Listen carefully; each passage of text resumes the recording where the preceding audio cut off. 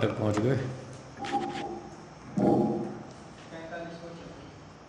45 चलेगा ना?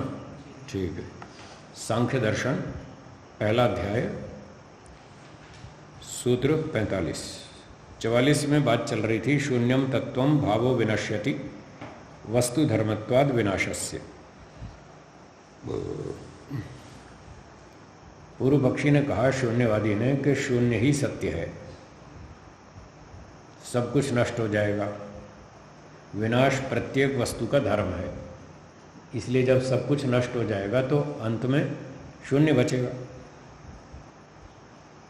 अब इसका उत्तर दे रहे हैं सिद्धांती। सूत्र 45 बोलिए। अपवाद मात्रम अबुद्धाना। बुद्ध कहते हैं बुद्धिमान को, चेतन, बुद्धिमान, समझदार, और अबुद्ध जो समझदार नहीं है, मूर्ख। देख लो, कपिल मुनि खुद लिख रहे हैं मूर्ख। अबुद्धानाम, मूर्खाणाम, अपवाद मात्रम। अपवाद का अर्थ है बकवास। ये मूर्खों की बकवास मात्र है। अब मुझे कहते हैं लोग आप कठोर बोलते हैं, बताओ, कपिल मुनि मुझसे ज़्यादा कठोर बोलते हैं। तो वो कह रहे हैं ये मूर्खों की बकवास मात्र है। मैं कठोर बोलता हूँ, जहाँ बोलना पड़ता है वहाँ बोलना पड़ता है वहाँ बोलता हूँ, वहाँ आवश्यक होता है इसलिए बोलता हूँ, हर जगह नहीं बोलता। ठीक है जी। तो मूर्खों की बकवास मात्र है ये। कैसे है इसको भाष्य में पढ़ेंगे। शून्यम तत्वम, पूर्व पक्षी ने कहा कि शून्य ही सत्य है।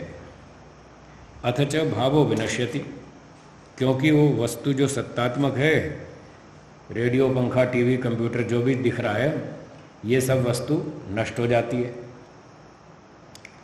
तो कपिल मुनि कह रहे हैं इति कथनम खलु प्रलाप मात्रम अज्ञानाम जनानाम। ये अज्ञानी मूर्ख लोगों की बकवास मात्र है। प्रलाप कहते हैं जो आदमी नशे में बोलता है, कोई भांग खा के बोल रहा है, कोई शराब पी के बोल रहा है, वो जो कुछ बड़बड़ाता है ना, उसको प्रलाप कहते हैं, फालतू की बकवास। तो मूर्खों की ये बकवास मात्र है। क्यों? यतः शून्यस्य साधनाय प्रमाणस्य स्वीकारः शून्यत्व घातकः। क्योंकि पूर्व पक्षी का जो प्रतिज्ञा है वो है शून्य ही सत्य है, ये उसकी प्रतिज्ञा है। शून्यम तत्व, शून्य तत्व है। तो शून्य की सिद्धि के लिए जो उसकी प्रतिज्ञा है, उसकी सिद्धि के लिए प्रमाणस्य स्वीकारः, वो प्रमाण कोई स्वीकार करेगा या नहीं करेगा, या बिना ही प्रमाण के सिद्ध करेगा? बिना प्रमाण के कोई बात सिद्ध होती है क्या? नहीं होती। न्याय दर्शन मना करता है, बिना प्रमाण के कोई बात सिद्ध होती नहीं। तो जब शून्य, सर्वम शून्यम, ये प्रतिज्ञा है, तो उसको सिद्ध करने के लिए कोई तो प्रमाण मानेगा, और जब प्रमाण मान लिया तो सर्वम शून्यम सत्यानाश हो गया, उसकी प्रतिज्ञा के विरुद्ध हो गया। प्रमाणस्य अस्तित्वम तो अस्ति, जो बोल रहा है उसका भी तो बात है ना, वो उसकी भी सत्ता है, बोलने वाले की भी और प्रमाण की भी। तो शून्यम कहाँ हुआ? आपका वचन आपकी प्रतिज्ञा का विरोध कर रहा है, उसी का विनाश कर रहा है, इसलिए बकवास मात्र है। तो शून्यत्व की सिद्धि के लिए जब प्रमाण स्वीकार करेगा तो वो शून्यत्व का घातक होगा, विनाशक होगा। प्रमाण से सद्भावात, प्रमाण की सत्ता होने से। तथा अस्वीकारे, यदि वो कहे नहीं मैं प्रमाण को ही नहीं मानता, मुझे तो यही सिद्ध करना है कि शून्य है, प्रमाण माने तो शून्य नहीं रहा, प्रमाण की सत्ता हो गई, और वो कहे प्रमाण को ही नहीं मानता मैं, ऐसा कहने पर प्रमाण अभावात असिद्धि शून्यवादस्य। जब प्रमाण ही नहीं है तो सिद्धि कैसे होगी? आपकी बात में कोई प्रमाण तो है नहीं, तो फिर कैसे सिद्ध होगी आपकी बात? आपकी बात ही प्रमाण है, उनकी क्या प्रमाण है? आपकी बात ही प्रमाण नहीं है। हाँ, तो बिना प्रमाण की कोई बात सिद्ध होती नहीं। अगर वो ये कहे कि हमारी बात बिना ही प्रमाण के सिद्ध है, तो हम कहेंगे हमारी भी सिद्ध है। जब तुम्हारी सिद्ध हो सकती है तो हमारी भी हो सकती है, और यदि हमारी सिद्ध है तो तुम्हारी नहीं हो सकती, क्योंकि तुम्हारी बात हमसे विरुद्ध है। इसलिए एक ही बात सिद्ध हो सकती है, हमारी सिद्ध है, तुम्हारी फेल है। तब ऐसे बात कहेंगे। चलिए आगे बढ़ता हूँ। शून्यस्य साधनाय भावो विनश्यति इति कथने, जब वो कहता है कि शून्य की सिद्धि के लिए जब वो कथन कहता है कि भावो विनश्यति, जो सत्तात्मक वस्तु है वो नष्ट हो जाती है, तो इस कथन में प्रथमम भावम स्वीकृत्य एवं पश्चात तस्य विनाशो दर्शिता।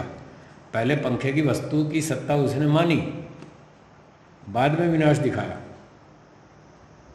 पहले तो उसकी सत्ता मानी ना, विनाश किसका? पहले पंखे की सत्ता मानोगे तभी तो उसका नाश कहोगे। तो इस कथन में पहले आपने उसकी सत्ता स्वीकार की, उसके बाद विनाश दिखाया। विनाशोपि न कस्यचित सर्वथा अभावो भवति। और विनाश का मतलब भी ये नहीं होता कि वस्तु का टोटली लॉस हो गया, पूरी तरह विनाश या अभाव हो गया उसका। पूरी तरह अभाव तो होता नहीं कभी भी। इसलिए विनाश का अर्थ ये नहीं है कि सर्वथा अभाव हो गया। पुनः निरअवयवस्य आत्मनस्तु न विनाश संभव तस्य अखंडत्वात्। और जो आत्मा निरवयव है उसका तो विनाश हो ही नहीं सकता, कभी भी नहीं हो सकता, अखंड होने से। उसमें टुकड़े हैं ही नहीं। विनाश का अर्थ होता है टुकड़े अलग हो जाना। पंखे का विनाश हो गया, क्या मतलब? पंखे के जो टुकड़े थे वो अलग अलग हो गए, यही विनाश है। तो विनाश उस वस्तु का हो सकता है जिसमें टुकड़े हों। आत्मा में टुकड़े हैं क्या? जब टुकड़े ही नहीं तो विनाश कैसे होगा? इसलिए आत्मा का विनाश नहीं होगा। तो आपने कहा था वस्तु धर्मत्वात् विनाशस्य, विनाश हर वस्तु का धर्म है, ये झूठ है। आत्मा का विनाश नहीं होगा। आत्मा खंड खंड नहीं है, वो अखंड तत्व है।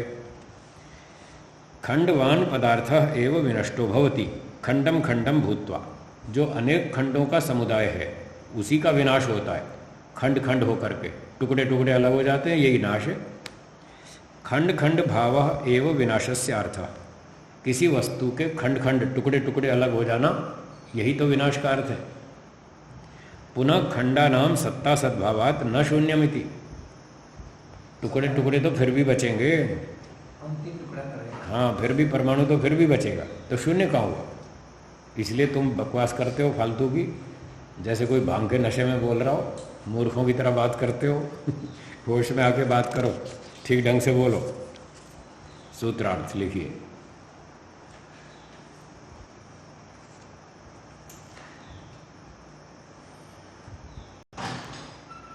शून्य ही सत्य है, शून्य ही सत्य है।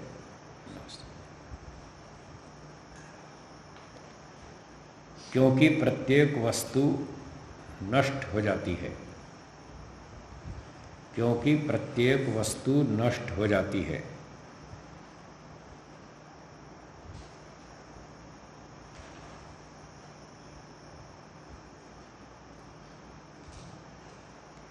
ऐसा कथन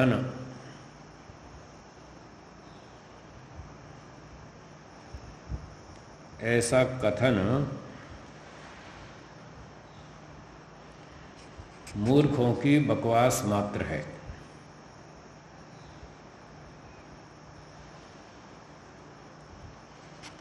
मूर्खों की बकवास मात्र है।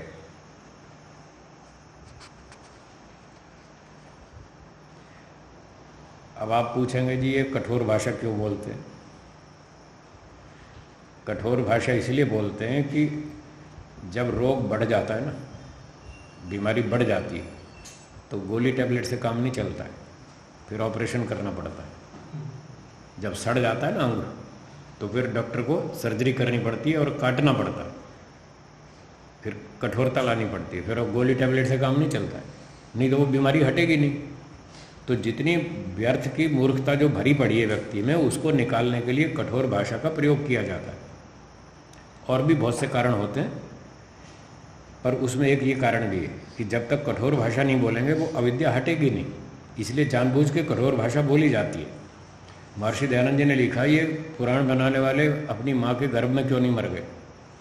अब ये कोमल भाषा है, ये कठोर भाषा है, बोली ना उन्होंने। तो इस शब्दों से हम कभी पुराना जैसे ग्रंथ को बनाने की कोशिश ही नहीं करेंगे हैं?